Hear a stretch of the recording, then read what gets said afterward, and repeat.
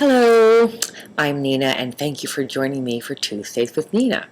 Today I'm going to talk about a very interesting topic, or interesting to me, and that is it's related to the subject of BDSM, bondage, discipline, sadomasochism, and especially as it pertains to my personal life. Most of you know that I am in a relationship with Ernest Green, and we're kinky. We have kinky sex together, and that involves spanking and using whips and things that I like being struck with for what we call impact play. And anybody who knows anything about BDSM knows that it is a consensual power exchange of a sexualized nature. It's sex fun for people who are that way, and for people who aren't that way, it's just the weirdest thing you ever did see, and have no idea why people would do this. And for people who are into it, oh my God, it's the best thing since sliced bread. And so people know this intellectually, and they see me in my movies in the dominant position. But recently, Ernest and I played in such a vigorous fashion that I had marks that lasted beyond the day that we played. And specifically, I had 2 bruises right on the middle of my butt cheeks from when he had used a really nice implement on me, and I had asked for it, and I was really having a great time. It was just so really good. I didn't want him to stop. And previously, he'd never marked me, never lasted more than a day. So as it turns out, I carried these marks with me, and I ended up doing one of my explicit shows on my website, and they were still a little bit visible, quite faded out, and I did a couple of movies with them, and the makeup, of course, doesn't cover completely. So in all of my 1,000 porno scenes, there are now 2 scenes of me in a movie with visible marks from my ass from something I'd done in my private life. This is the first for me, and someone wrote into me and was very concerned and wanted to know, was I okay, and what did it mean, and she was upset over seeing bruises on my ass. So all that to say, for people who wonder, why would people do this? People do it because it feels good.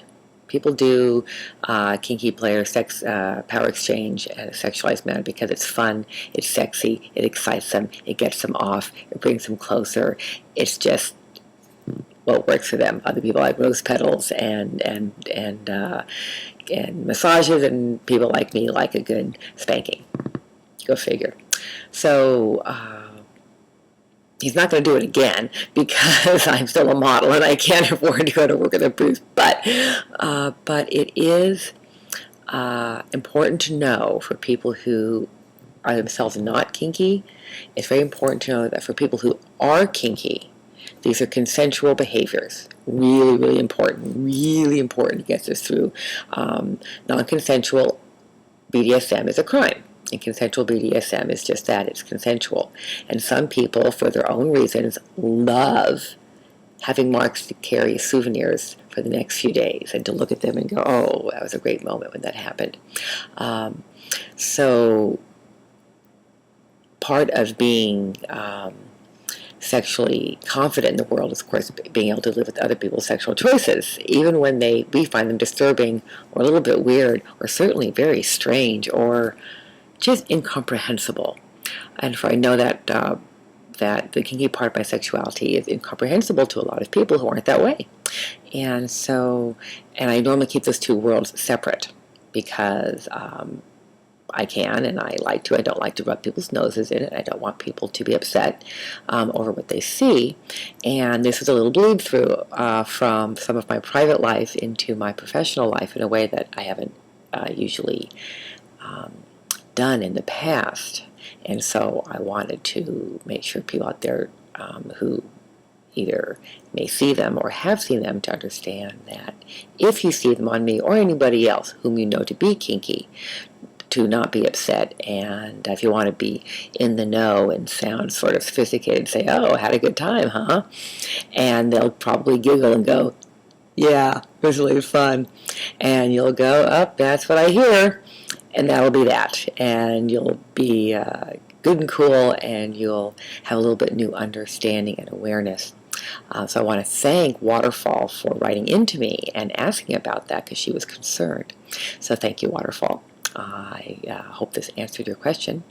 This is Nina Hartley. This is Tuesdays with Nina, and you can send your questions there, and Miss Victoria will forward them to me here in California. I look forward to getting more questions from you because you come up with really, really interesting things, and I welcome all of them, and I will strive to get to them as quickly as I can, one at a time. Until next time, have fun.